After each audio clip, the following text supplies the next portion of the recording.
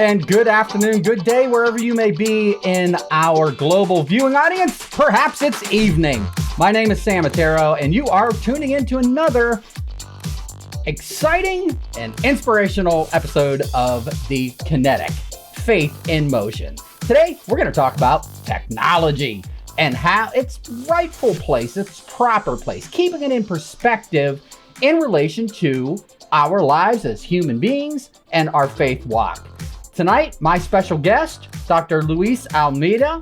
He is a college professor, PhD from Penn State University, taught for many years at Indiana University of Pennsylvania, where actually I know him from. He was my college professor when I was pursuing my bachelor's in education. And he is now the chair of the Department of Mass Media Studies at Talladega College. And he's going to talk with us about technomoderation. I'll let him tell you a little bit about himself and his story as a Christian, as a writer, as a blogger, as a critic of technology. Strange irony there, Doc. It's usually the case, Sam. It certainly is. Dr. Luis Almeida, thank you so much for joining us. Welcome to the Kinetic, sir. Thank you, sir. Absolutely. Glad to be here. Thank you. This is wonderful. I've really been looking forward to this. It's really cool to connect with you after all these years, man. Oh yeah, I still remember Sam Otero sending me all those informations. So students were in one stage, Sam Otero would be like 10 stages above them, and I said, "Who's this guy?" You know? Oh man. Well, you know, here's what it was. You know, I think it was really just a matter of we were talking a little bit offline, the experience. You know, the life experience. I went back to school, and you met me when I was in my early 40s, man.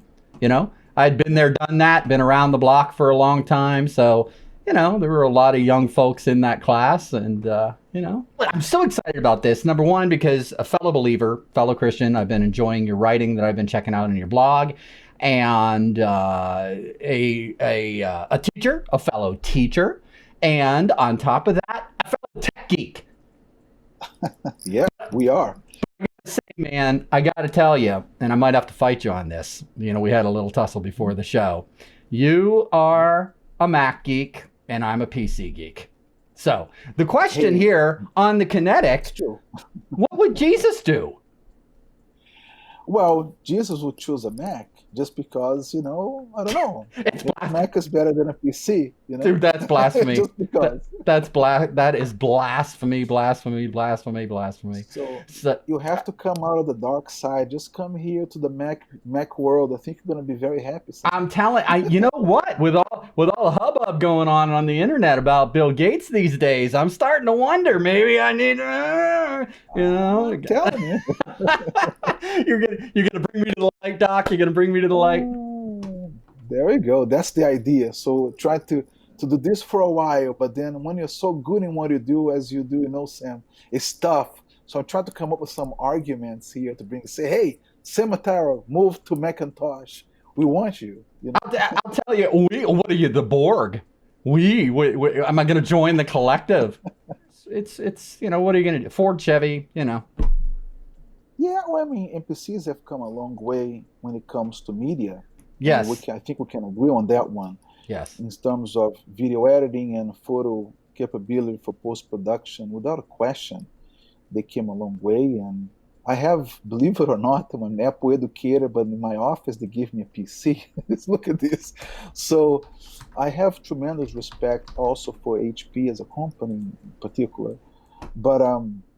But you're right, and they are more expensive, and Apple tends to be more in a proprietary arena. But I'm a Mac fella, and I'm always going to be, Sam. That's for media purposes. I was educated on it, and I'm going to keep the tradition. I think we're going to be a part of the cult. I'm not going to move, you know. Well, let's talk, Doc. Let's talk a little bit about you as a person. As you know, as I said, we preface this, and anybody watching, I'm definitely a techno geek, and I've been doing this for a very long time, and I'm a teacher as well. As you're a college professor, you get paid a lot more than I do. So, You know about that. yeah, these days, who knows? But the bottom line is what we're here to talk about is our faith walks, respectively. And I like to learn from our guests how they came to God, how God works with them, how God, to use a technical term, interfaces with you. How you see Him manifest in your life, and the magic that He weaves in this tapestry that we call life. And I'm really, when I reconnected with you, my first inclination was to invite you on my new show, my Steam Power TV, talking about careers in media and digital media.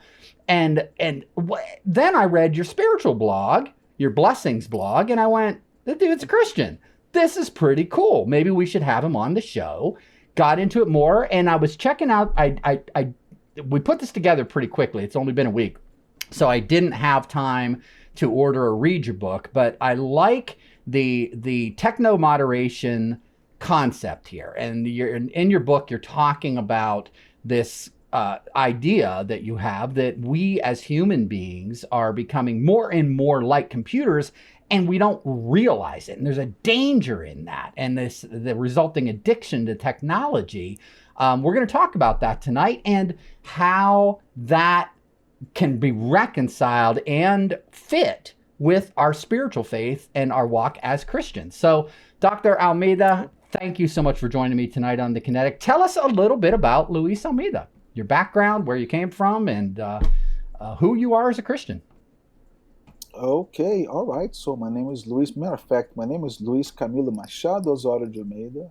I was born in Rio de Janeiro in Brazil, in a family of golfers, believe it or not.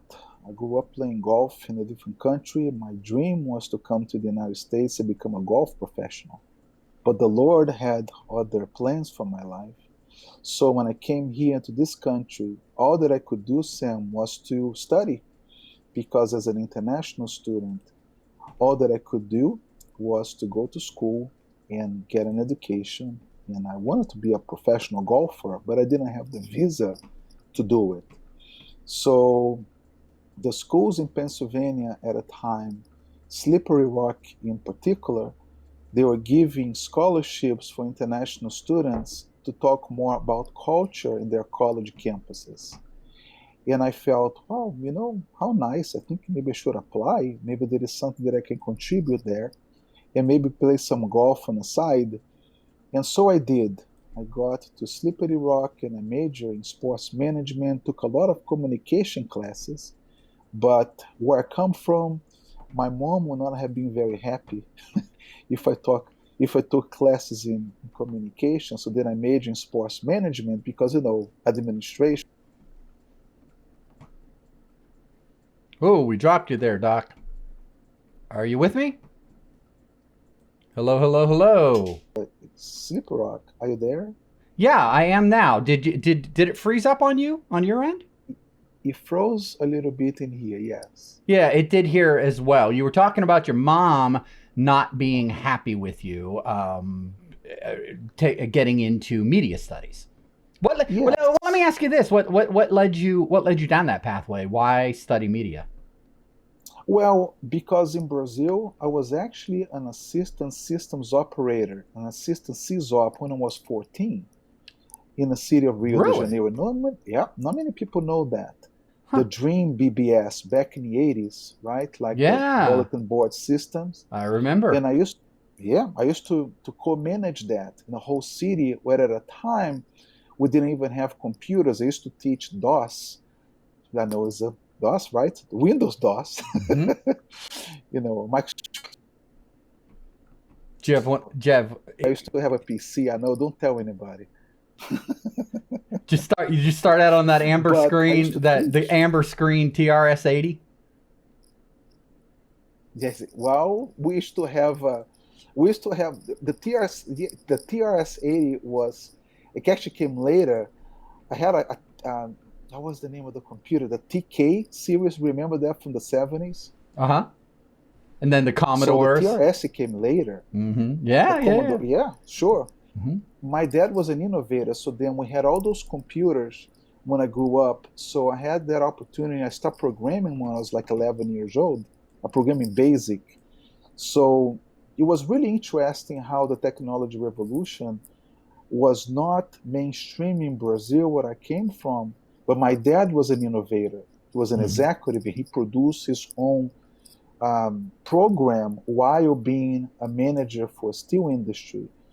And so I had that opportunity to get involved with computing and that say, well, I want to study computer science in the US, but my English wasn't strong enough. And I say, well, but then I'm going to try to study maybe communication. Hmm. But then, you know, but my dad was a little more liberal with that, but my mom would say, well, while you're studying communication, you need to be a lawyer, you need to go to medical school, maybe you can, I don't know, study business, work in a bank.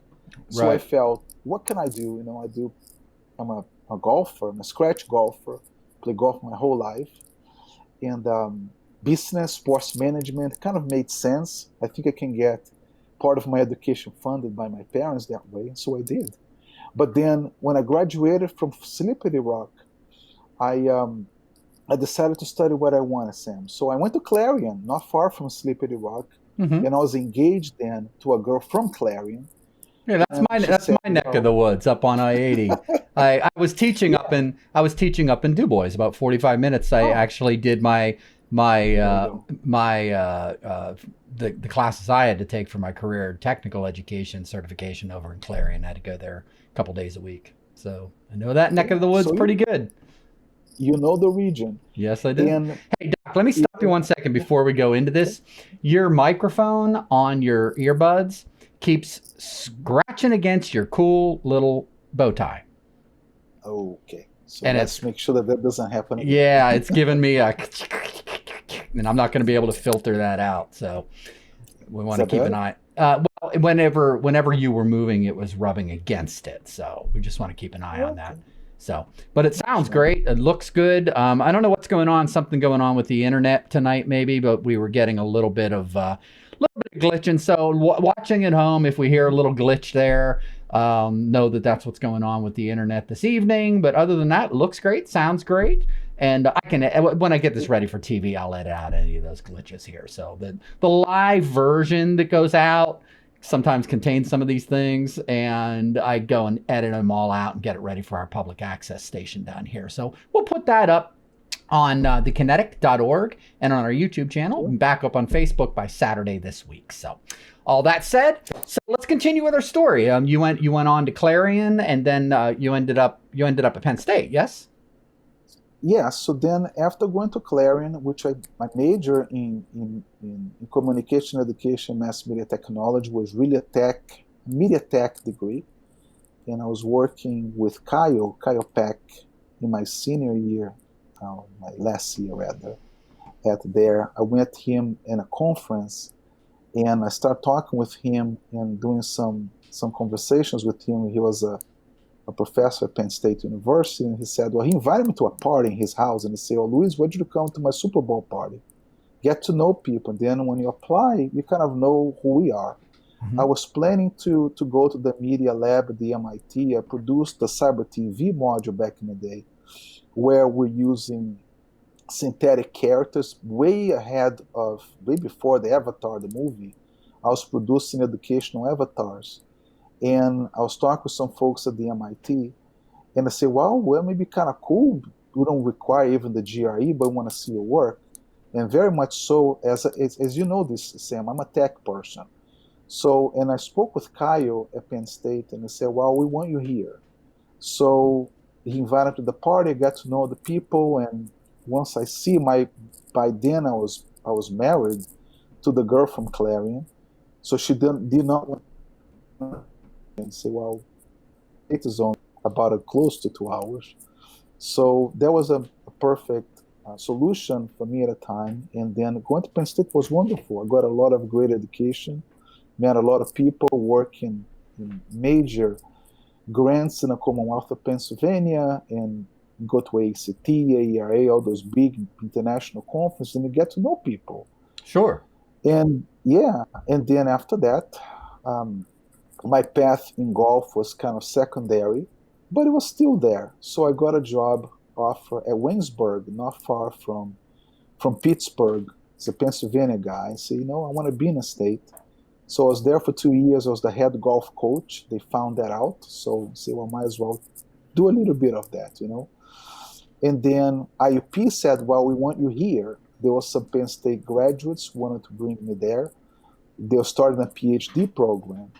So I did that, and that's where it was kind of interesting, Sam, because the whole interest in technomoderation didn't start until about 2011 when I had an incident where I literally got sick of being on a computer too much. And I never really thought about the possibility of that being a physical problem until I spoke with my GAC's husband, which was a psychiatrist. He was a physician.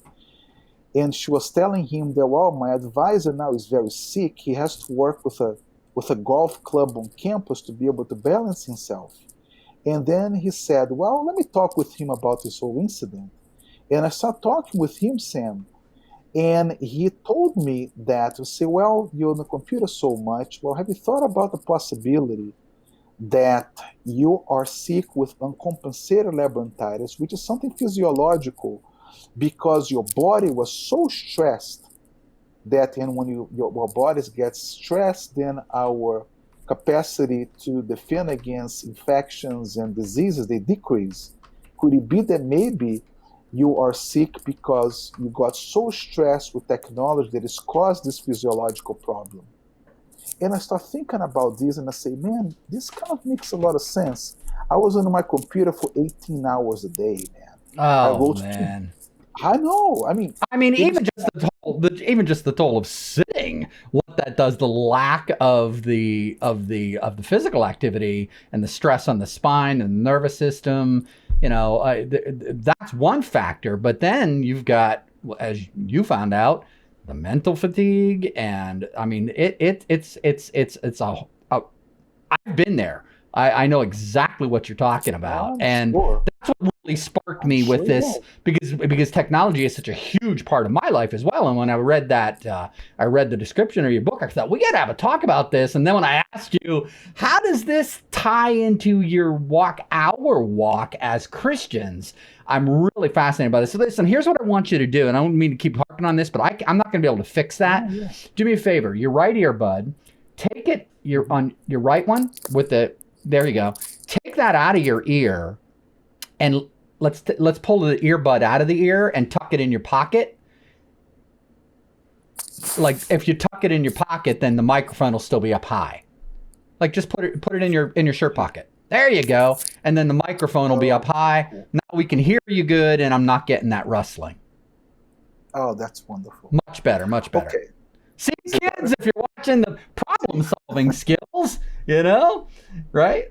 Hey, it's what they say, Sam, those who know, they do live. You know what I'm saying? So then you have to make some adjustments with you, but the show continues. Absolutely. It looks great, sounds great. So let's talk about this. In your book, you talk about this state of being, where it almost seems like you're implying that we're losing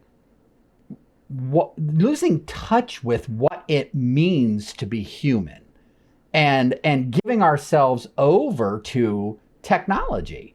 Let's start with that, and then I want to go from there to the walk as a Christian, and discuss how the responsibilities that we have and how all this integrates. So we'll save some questions for that. So talk to us a little bit about this state of being that you're referencing in the book.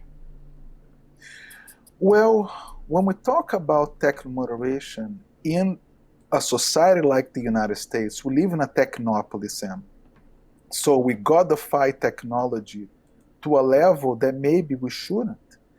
As technology professionals, you and I, we know that it's easy to be on a computer for many hours a day, doing the work and producing, right? We're supposed to produce in a capitalist society that we live, especially right now in America. And so the way of how we come to this world. That's my understanding. And it's based, so that you know that there is a basis, there is a theoretical basis for this chat, which is also in a book that started with Marshall McLuhan back in 1960s, where he introduced this idea that the more that we use those computer technologies, the more that we become kind of a part of them. And I say, well, I kind of agree this to some degree, but I don't know if this is necessarily true. McLuhan is not living in 2020, so I agree with him with a lot of what he has said theoretically, and I think it's important to mention that because it's the basis for Technomoderation, it's the basis for the book. But McLuhan said in Understanding Meaning and Extensions of Man that our eyes are an extension of the television, that our ears are an extension of radio, that our clothing, right, are an extension of our skin. So therefore, we are an extension of technology. And that's where I started to question this, and I thought, and I read a lot on the topic going back to... that we are an extension of technology? Yes. So, yeah, technology, in technology, how McLuhan would define it would be media. So, there is also a higher definition, a more encompassing definition of what technology is, which is a philosophical discussion that while clothing is technology, our glasses are technically technology, right? And so on. And some even have questioned that teachers are technology. So we try to make something better. But McLuhan was talking about media and used technology and media simultaneously as the same definition. And I started thinking about this, and I had that incident in 2011 when I started investigating, Sam, and I started reading about patients who experience a stroke. So if we are an extension of technology, right, why then, and if technology breaks, why then do we have patients who have a stroke, who have a damage to the brain that can still function? Now, the computer, as we know, if a fuse of a computer breaks, the computer doesn't function until we fix the fuse, right? Mm-hmm. That's what it is. So, but with human beings, this is a little more complicated. It's not really all that simple. So I started thinking about, and I read a lot on this topic, about we being numb to technology, not knowing. This is a concept that, in fact, was introduced again by McLuhan. And I felt, how then is this happening to me? And I started asking questions with the people at RIP about this topic. Have you felt that way? And I started investigating, doing some additional research on the topic, and I started talking with physicians, and I found out that technostress is a concept that is being studied, and I say, especially among librarians who are constantly on a computer. And I say, do I have technostress? What happened to me physiologically? I'm getting so sick. And I started to think about what McLuhan wrote, Maguire, other scholars have talked about this. So McLuhan is not the only one. And I felt, what is going on in here? And I proposed this model where you start as a person when we're born, we're not with the use of computer technology, computerized devices, and therefore we become human. So we tend to communicate via language, via the language they were born in. So if you're born in the United States, you're communicating in English. If you're born in Brazil, you're talking in Portuguese. If somebody is born in Korea, they're talking in Korean. And as we live in a society, and the more technology we have in that society, Sam, the more we become more robotic, in the sense that not as we become physically like a robot, but we become in behavior like a robot. And we pass through this process of transformation from a process from the state of equilibrium as a person. And the more that we use those computerized devices, the more that we become like them without not realizing. And why is that? It's because we can observe behavior. So in talking about the US, because we live here, So when we send a message to somebody with media on a cell phone, for example, on a text message, and we send a message to somebody, Sam, and what happens when we don't get a reply back? How do you feel? Yeah, you get agitated. You know, Of course. generally speaking, most of us are going to want that instant response. Yeah. But Sam, this is how a computer behaves, Sam, because we know this from So the technical. we're conditioned. We've been programmed, haven't we? Well, we're beyond that. See, I'm glad you mentioned the word conditioning. We're beyond that. I introduced the term. We're more the condition now. We've become the condition. Yeah, exactly. Oh, okay. So to like, if we look at a Boolean expression, right, we are the end result. We're the sum of the equation. Yeah, exactly. So Interesting. we started with this addiction to technology because we live in this computerized society with a technopoly that we expect instant gratification, right? So you send me a message on a text message and I'm expecting a reply. But if you don't reply to me, I say, what's happening? Why not replying? But this is how computer behaves. The computer is supposed to, when you send a command in DOS, remember that back in the 80s, the system gave you reply back. It is the same thing today, even if you use a PC or a Mac, it doesn't matter. We have the graphic user interface, but now the population is not seeing the behind the scenes of a computer system because we have, right? But the computer still behaves in the same way. And because we're using those computer technologies so often and so frequently, what's happening then is that we're acquiring some of the behaviors of the machine in us without realizing. And eventually the process of transformation becomes what I call the human robot syndrome, where you behave more like a machine and less like a person. So that's why this may explain, Sam, and it is a model, right? I'm trying to over time transform that model into a theory. It's not law yet, so it's to be falsifiable in research. But what happens then, the model goes and explains that, well, that's why we see folks that sometimes, and I don't know if you have seen these, that when you talk with somebody working so much, they're constantly working. And if you try to stop them from working, sometimes people even get mad because they have to produce. And we live in a society, because it's a technopoly, that kind of codifies and puts the folks who work 16, 17 hours a day on a pedestal. We promote these folks. And now what? Now we're seeing a society that is becoming more anxious. Anxiety in college campuses is a pandemic. Well, of course, we have the COVID-19 was an issue. But colleges and universities are struggling a lot with the issues of anxiety. And if you go on campus, how often are those kids on computing? How often are the kids communicating through social media? Glued, man, glued to it. Absolutely. And I'm not the only person saying this, Sam. Of course. But I think that my contribution to this conversation is try to operationalize what's happening. Let's define some variables. Let's explain maybe what's happening.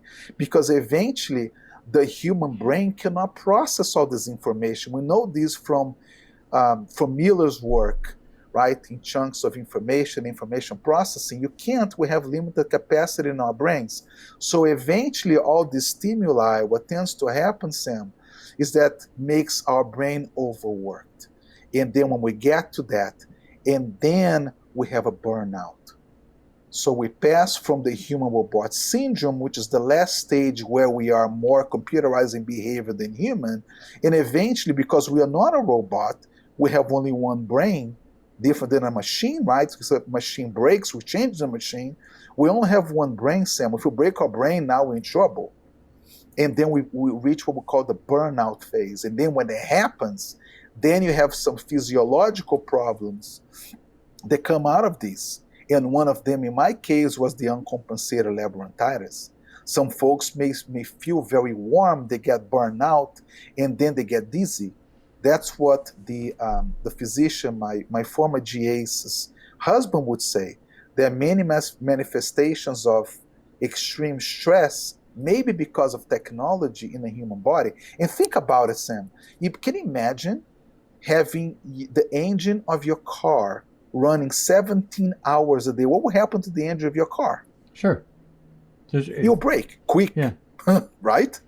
So what's happening to our brain right now? Think about these kids. We grew up, we're tech people, right? We're both tech geeks. But how about, I have a daughter, Sophia, she's 7. She didn't grow up with a regular phone. She didn't grow up with having conversations without cell phones. She didn't grow up in an era where tablets didn't exist. She grew up with all of these. Absolutely. And then what? So you see a generation now, man, that is totally, I like the term because I use that too. So we're not addicted to technology. We're conditioned to technology. Mm-hmm. And we have to use that in our daily lives, right? And then once you get to that burnout phase, now is a process of reversal to be able to go back to equilibrium. That is very painful. That's where we see folks getting away from the machine. Now we see centers of disconnecting. We have different kinds of movements. Back in the day, I introduced the escape the machine movement. You have the several movements these days that talk about these. The Sabbath Manifesto is another one. That's actually a Jewish manifesto to call folks to keep the Sabbath and not be on technology. So we have centers of disconnecting, and we talk about mindfulness and all that cool stuff. But I tell you something, Sam. Back in the day, when I introduced these to the media community of scholars, I was literally crucified. And they will say, well, Luis, how can you possibly be talking about the side effects of media? You're a media guy. Yeah. Did you just change your allegiance to being a computer guy to be like a critic of technology? Yeah. I say, look, I love technology. Sure. I'm a Mac guy. You know what I'm saying? I have every freaking gadget of technology can happen. Here in my office, I have more technology than a Kiss concert. You know what I'm saying? But I also can see, Sam, as a researcher, the side effects of this now is a little more mainstream, that we're talking more openly about the side effects of media. And I even have a difficult time putting my work in different publications because around that time I was invited to do a TED Talk, a TEDx in Phoenixville, PA, on the topic of breaking free from technology. And I remember talking with a consultant from Broadway, which was my teacher, my stage teacher, Mark Levy. I'm going to give him a shout out if you want some training in the stage. You may want to talk with this guy. I know we're not doing shopping, but he's a good fella. But and what happened, Sam, I was talking with the organizer from TEDx Phoenixville, and we have to have a call to action, right? A call to action on what people should do. And to me, and I proposed this, that folks were supposed to burn out to wake up out of this. It's not until the burnout phase of the model that people realize that something's happening. And because it's a model that happens all so often, we get out of that phase, we go back to the human reversal, but eventually we go back to the human robot syndrome again, because we live in a technopoly. And then she said, I don't think that the American public is ready to hear that yet. So even on that TEDx talk, I talk about if the technology is not working for you, just get away from this. It's the message. But in the heart was, you need to experience this thing. Well, let's talk about that. Let's talk about how you know if it's not working for you. How do you know, especially let's bring this back to our faith walk here then, Doc. You know, from a Christian perspective, obviously Christ, our Creator did not create us with earbuds in our heads. Sure. You know, we were not created. All of this technology, all of this stuff that we're seeing is just within the past, 70 years, as far as the mainstream. I remember the old school telephones. I remember the 3 channels on television. Now you've got 8,000 channels of programming, aptly named, right? Mm-hmm. So How much is this technology, in your estimation, getting in the way of our communication with our creator, right? And Yeah, of or course. befouling the relationships that we are supposed to be having with one another as human beings? You know, Sam, let me answer this question that you're asking with some perspective here, some historical perspective on my personal life. I became a Christian at the age of 12 in a deathbed. Oh, So I wow. was, yes, I'm never going to forget that. I was in the St. Vincent Clinic in Rio de Janeiro in Brazil. I was bleeding, like my ears bleeding, I was bleeding. And I remember my mom being in that room and the physician saying, I don't know what's happening with the kid. I have no idea. And I could just see my parents like looking at each other. I was a kid, right? 12 years old. And I remember closing my eye. I knew who God was. But in that moment, Sam, I closed my eye and I said to me, say, is this it? Is that a God? And I remember, I don't kid you, that my life to that point became like I was in a tunnel where things moved so quickly. I could see my whole young life going in seconds. And I didn't know what that meant at that point, and I didn't understand. Now I know that some folks who have that experience, they are near death. And I remember telling to God, I say, God, if you take me out of this, I'm going to dedicate my life to you. I will. And I'm going to make sure that people hear my story one way or another. And I remember, Sam, I don't kid you, that I saw a black light. And then a few moments after, I woke up. And I remember, if this was yesterday, where I saw the doctor making a movement like this. I don't know why this is happening. There's no explanation.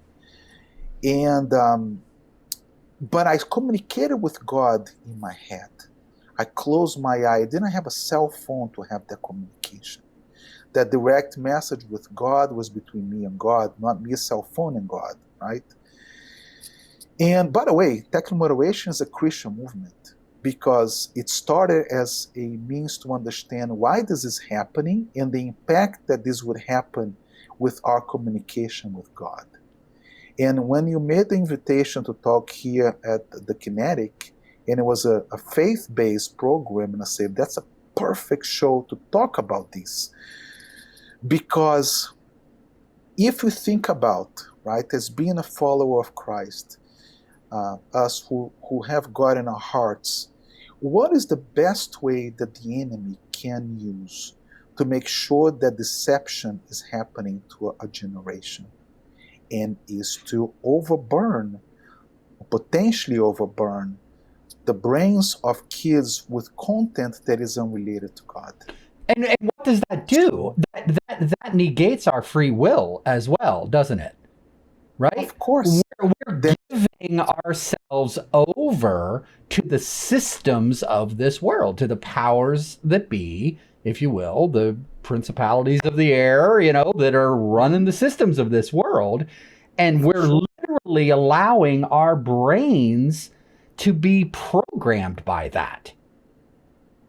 Yeah, rather than having the message of the Lord, rather than going to Scripture and understanding the value of there is a time for everything, for example, in Ecclesiastes 3, or going back again and critically analyzing Scripture for the benefit of understanding that in this life we're supposed to use the gifts that the Lord has given us to help others. Now, maybe the enemy is using all this technology, right, and transforming technology as an idol to move us away from the Creator. You see what I mean? So I can Yes. see this in kids. And if you look at the decline in Christianity in this country since the introduction of the smartphone, is staggering. I gave a keynote to a group of kids and scholars from Colombia, and that is not a phenomenon that is only happening in America. It happens a little more in here, more drastically, because we live in a technopoly. But then now we are having our minds filled with stimuli that may not be the stimuli and the knowledge that we would love to see being taught by Scripture and being followers of the way, right? So could it be, as just as a speculation, I cannot prove or disprove this. This is good news, right? The gospel is good news. Mm-hmm. So can it be? I just asked that question to the audience. Could it be that maybe technology now is being introduced in a way that is so seen as an idol that we're kind of glorifying this technology, maybe not glorifying God? And just remember, we need to remember that if this is true, what is the impact that's going to happen in our generation? What impact is going to happen for us Christians? What is the future of the faith? So when we go to churches, how many kids don't go to even to listen to the sermon? And I spoke with a number of pastors on this topic, and to this day, Sam, I'm still having trouble having this message sent to them and say, look, we need to be careful to not glorify technology, all right? I understand we live in a country, we live in a capitalist society, this is the system that we have. But if we glorify technology to a level that we put technology ahead of God, now we have a problem. And that's where I started to have conversations I moved away a little bit from the academic journals to talk with the public on this. And that's where the newspaper columns I wrote over as a matter of fact, I wrote over 100 columns on the topic of technomoderation for the public to have a conversation about. And I say, could it be that maybe this is something that we need to have a closer look at? And then in that conversation came up the blog. And now we're talking about the impact of using those technologies into religion. And then, of course, the blog evolved as a Christian blog to talk more about God and less about technology, but yet using technology in a way that will glorify God, right? And how that is related to your career, related to your life. But ultimately, we are to follow God's law. We are to follow the example of Christ, of Jesus, if we claim to be Christians. And I'm not seeing that all that often. I'm seeing still a glorification of technology. Explain that. You've said that a lot. Well, finish your thought if you would there. We can use media, you were going to say, but I want you to go back to that, the godifying technology. So you were saying. So for example, when we go to church, since we're talking about religion, how many kids are in church but they are checking their Facebook? So how many times are we in class? And then I constantly now, as an educator, and I'm sure you can understand this one too, I'm incorporating technology as part of my lesson, literally on a daily basis as a class assignment rather than assisting technology, because the kids are going to be there anyways, right? Because of that conditioning that is happening. So we are looking at technology to solve our problems. So I hear not one, but many pastors talking about that we live in a tech society, we should be always in that computer technology, which I'm not sure if this is necessarily the best thing to say, Sam. Maybe using technology to complement what we do, that's great. So, I mean, I write a blog on WordPress, right, in WordPress. So clearly I'm using technology. We're talking here through video technology. Have several computers, but then in my office, I put the computer to the side. So today I was talking with 3 kids. We're launching now a new newspaper here at the institution. I'm putting that together, right? So, but we talk about the strategies of media face-to-face. So the mentorship is happening there on a face-to-face basis. I'm developing the kids to be able to communicate in multiple arenas, not just through, let's say, social media, for example. And What I'm seeing is this glorification of technology. If technology can solve all of the problems of humanity, and it is just not true. So when we try to solve problems of education, sometimes those problems can be solved with a person, with a teacher, not always with technology. So if something happens with our health, maybe there is value in communicating with a physician and having a conversation. Maybe the problem is emotional, it's not a technological problem. In instructional design, we kind of study that. That sometimes the problem is not an instructional problem, it's something other than instructional that can be solved with a different methodology. So, but we see this. We look for the next app to try to solve a problem that sometimes, can maybe God solve some of our problems rather than an app? So that's where I was going with this. And we're being conditioned more and more to look at technology to solve our problems there. And I don't know if this is necessarily Christian from the standpoint of how we look at God and we look at idolatry. I'm just introducing that as a conversation and don't claim to have the answers, but could it be that maybe all this technology is being used as an idol that is deviating a generation from glorifying the Lord?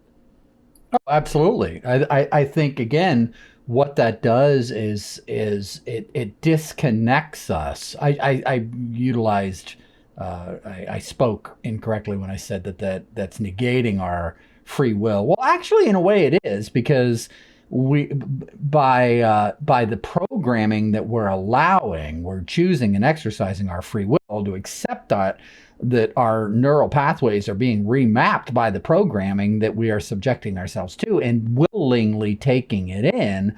And then we become, as you say, like robots, and our thoughts aren't even our own anymore. So I can imagine a God, the creator of our universe, that created this beautiful and incredibly intricate being, and gave us the ability to think for ourselves and to logic and to choose him and to choose to commune with him, to choose to seek him.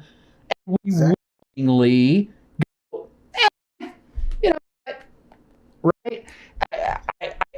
So yeah, I completely agree with you. And I think that we're seeing now, when we look around us and we look at the venom that is being spread on social media here in the United States. I mean, my goodness gracious, we're in one of the most contentious times of our nation's history, and it seems to me, Doc, that the ability to walk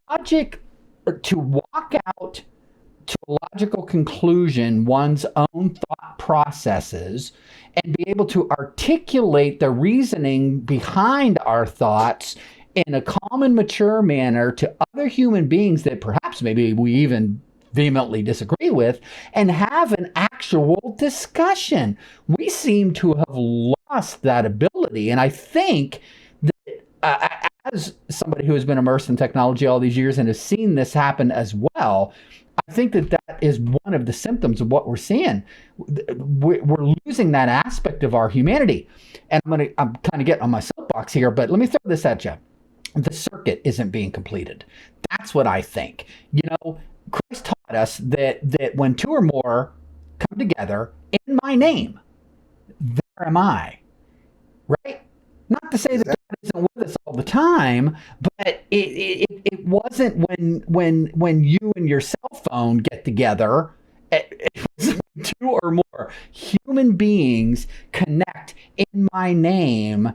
That circuit is completed and allows that Spirit of God, the Holy Spirit, then to flow through unimpeded as it was designed to do. And I think that you're really hitting it right on the head. That I think that our reliance on technology has short-circuited that process. Well, and it's a provocative thought, Sam, because what we're referring to is a polarization of media, which is an interesting topic right now in media studies, where we look and see at how polarized we have become. because Mm-hmm. technology has allowed us to not listen to the other side. But think about this: the enemy is an enemy of confusion. The enemy is an enemy of anger. The enemy is an enemy of lies. Mm-hmm. And when we think about the teachings of Christ, and then God talks with us about whenever we have two or more, I'm with you. And I'm glad he mentioned that. But now we take that away and we give a device where you can literally start taking selfies of you. That's a self glorification of the person, of the self, where you can now literally kind of disconnect from maybe from religion altogether. You're too busy talking with all your buddies and friends in a system that, for what? And what is the true value of being on in social, for example, for 15 hours a day, Sam? I talk with kids in my classes and I have this conversation. In week number 2, we talk about this, which is the overuse of media. And they take a small inventory test, right, that I created on a topic. And it's amazing to me that at the conversation, we start talking about how many hours in your cell phone. Do you even know how many hours in your cell phone? And they don't know. And if they have an iPhone, I take them to screen time and they say, I'm on the cell phone for 15 hours. And I say, do you realize that it takes 40 hours a week to be a full-time student? The kids don't know that. It's usually the case. And I say, do you know that if you are 15 hours on your phone, if you have 5 hours on your phone, for that matter, I tell the kids that you have a part-time job in smartphone, and that the human brain cannot process in a long run 60 plus hours of stimuli a week, you're going to burn out. So this is what's happening left and right in the United States, Sam. And I think that this is the enemy. As a Christian, and you think about what is the best way to deceive as many kids as I can and turn them away from God. Could it be? I mean, I don't know. In Europe, now churches are being turned into museums. Look how crazy this is. So, could it be that maybe all this technology is causing that? So I created with the 10 commandments of technomoderation, and one of them is that thou shalt not smartphone in church is one of them. So Thou shalt have no other gods before me, right? of course, but what we're seeing, Sam, is this again the godification of technology.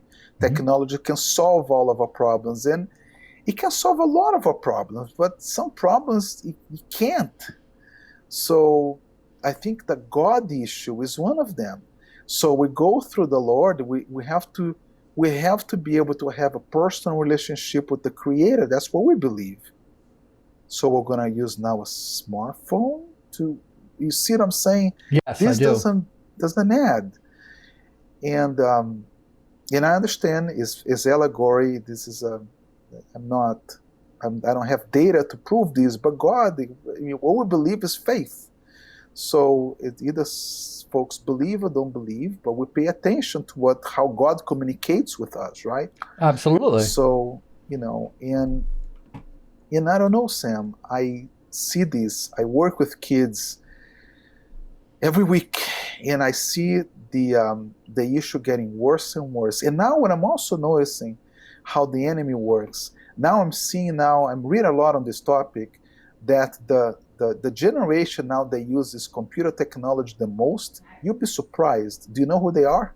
No, I could venture a guess, but why don't you just tell us? Go ahead. Between 65 and 75 years of age. Really? Is the elderly. Yeah, yeah. Do you know how often my mom is on a cell phone, bro? It's because the campaign, the advertising campaign that we created to get away from the computer was guided at the youth. So we did not put much emphasis and much resources for the elderly generation. It's amazing. You go to a public place, now we can't because of the COVID and all that kind of thing, but I challenge you and the listeners and the watchers of your show to go to public places and see how much technology the elderly is using. Go to social media, go to Facebook. See how often the elderly is using technology now. So the message of godifying technology, being a computer all the time, is now mainstream. And if it's done by the enemy, if this is maybe an attack, and again, this is speculation. I don't have data for that. It's faith. But could it be that this is what's happening from a Christian perspective? To try to deceive as many people as you can. Now I'm going to give you a device that you get away from God as much as possible. Could it be, Sam? Yes. I don't know. Convince me. These are, it's really interesting. I kind of joked about, and I said about the irony of what we're going to be talking about and your field of expertise here and what you actually teach. And this is something that I've struggled with for years. I mean, I've been teaching officially for going on 13 years now, but I've always been a teacher of sorts and always been immersed in technology. Loved working with young people well before I got into the classroom. But as our technology has advanced, and I'm seeing these ramifications of this, and the concerns that I have when you take a look at if you studied any eschatology at all, and you looked at the promises of the end times and where what we're being promised is coming in terms of a world system where you can't buy or sell without taking that mark, without godifying the God of the world as is presented, and the mass delusion that is going to be spread amongst the populace, so that even the elect would be deceived, right? So when you take a look at that, and and people say, you know what, when during World War II, people thought that Hitler was the Antichrist. People thought that Charlemagne and Napoleon were the Antichrist. All through history, their story. You know what, though? If you gave Hitler the technology that we have today, there's a big difference. And the fact of the matter is, those promises, that vision that was laid forth in Revelation, it's possible. The technology and the grid is now in place for that to happen. And I can see it so clearly, and it's something I know as a teacher of technology. I struggle with that. I'm going, am I advancing this stuff? It's a real challenge. That's why we could talk for hours and hours and hours on this. I'm going to go ahead and get things wrapped up tonight, though. And before, let's just give our folks something to think about. First off, before we forget, let's let people know how to get hold of you, where they can learn more about you and read more, and see some of your talks online. I'll put up your lower third here. So tell us about what they can find at louiscalmeida.com. Yes, this is the website where a lot of information is there, Sam. Now, places where folks can read more about technomoderation and religion is, religion, I have a blog. So it's literally louiscalmeida.com/blog. That would be where my blog is, where I blog multiple times a week about the Lord and the importance of following Him, the importance of understanding that God is in control, that we're supposed to follow His commands for His glory. Now, if folks have an interest in technomoderation, it's simple stuff. I would start with going to YouTube and type "Breaking Free from Technology." Is a short 5 minutes and 50 seconds TEDx talk on technomoderation and how we're turning into robots with data. So it was a research study, it was a pilot. Folks can indeed go to Amazon and look at, have some books there. Yeah, I'm pulling this up. I have link stock on the Kinetic. They can go to your profile page and actually go to the Breaking Free from Technology talk. It's embedded in our website there as well. Yeah. So the TEDx talk is probably the best place to go, Sam, because it's so quick, it's so direct to the point. And yeah, so reach me out. Love to chat. I've been talking with folks on this topic via email. Sometimes I have Zoom meetings. About the topic, about technomoderation, the technomoderation. And my email is lca120@gmail.com. So it's lca120@gmail.com. If folks want to keep communication through LinkedIn, I'm the cool prof. Let's communicate. Let's connect. Facebook, I'm all in social media. But I use those technologies in moderation, Sam. I don't let them control my life anymore. I have been burned out too many times. Good for you. So great advice. Sometimes the best thing to do is to stop by, my office and stuff. There you go. Hey, I do want to keep this down because I gotta edit this up for television. We have to go right at 58 minutes, and we only got about 2 or 3 minutes left here. What I would like you to do, run real quick through those 10 commandments of technomoderation for us, if you would, please. Okay, that is a great question because I don't know all of them. I wrote them Give us a few of them. Give us a few of them. Well, one of them is that thou shalt have only one God, not smartphone. The other one is thou shalt not go to church and smartphone and that kind of thing that I do remember. But I do have that. I can give you a copy of that. Put those up on our blog for us, up on your blog for us. People can go and check it out. Yeah, send them to me. Send me a snapshot, and I'll put it up there with the show here. That'd be great. It's pretty provocative, actually. And I went there. What was the other one? Thou shalt not date and smartphone is the other one. Now that I'm remembering. So when kids go to creepy, have a date, man. Yeah, that's creepy. But it's happening. So yeah, it's crazy how we are moving away from the Lord, and that's dangerous. So agreed. That's why the blog exists, and I'm trying as much as possible, Sam, to give this message to the kids and say, hey, there is a creator, there is a God, and we should do what God wants us to do rather than we doing what we want to do, which is idolatry. Right? Absolutely. And remember, we don't need an interface between us and God. Exactly. I mean, I think that's one of the dangers of this technology is that we become conditioned to think that in order, as you said, that there will be something that will solve a problem for us. I know from my years of teaching, one of the things that frustrated me was just a general malaise and a general laziness that the kids just, oh my gosh, can't you just show me how to do this? Well, look it up. Did you use the help menu? And it dawned on me after a period of time that they didn't even realize that they were I'll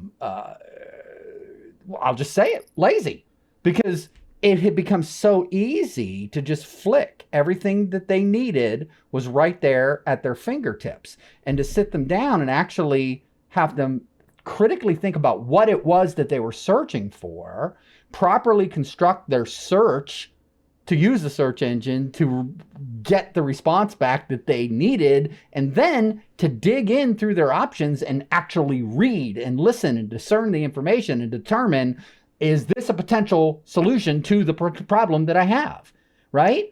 Now it's gotten to the point where we don't even have to do that anymore. It's just click, there it is, instant answers. And God doesn't need an interface between you and him.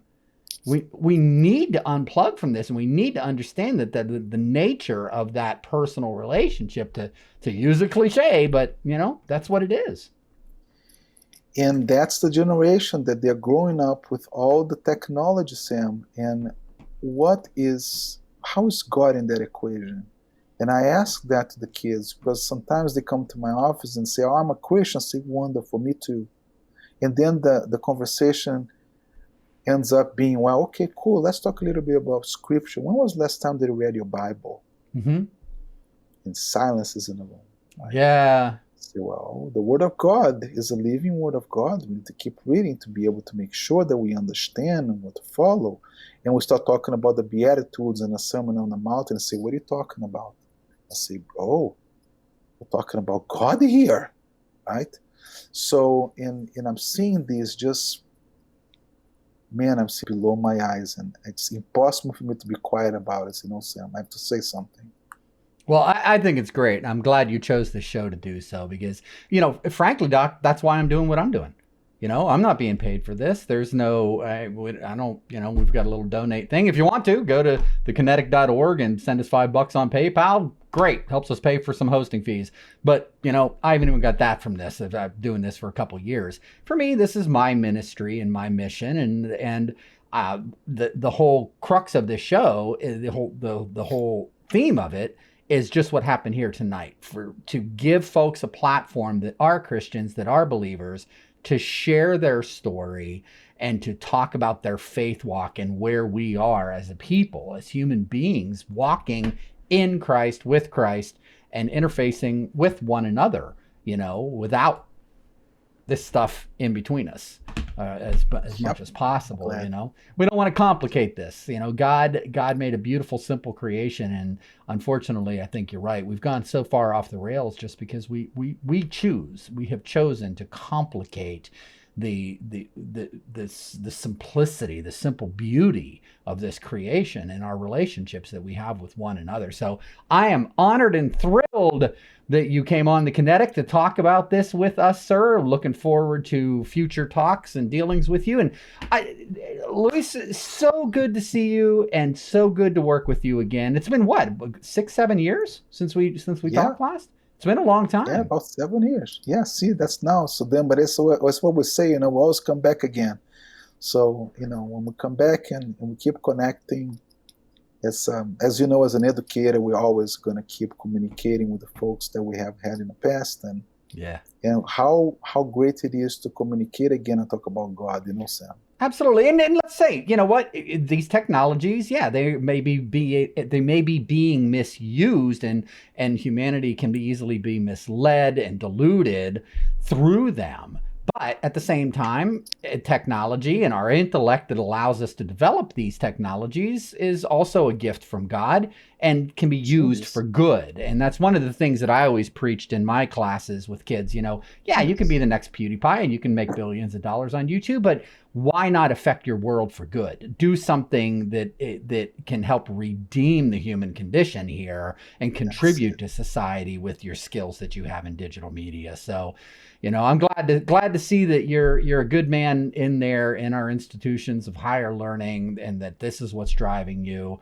And I'm looking forward to seeing your work down there at Talladega, seeing what your department is going to come up with. Maybe we'll come down and visit you someday. Any parting words of wisdom for our audience tonight before we go ahead and take the show out? Sure. Love God, do God's will, and get away from the computer technology once in a while. There you go.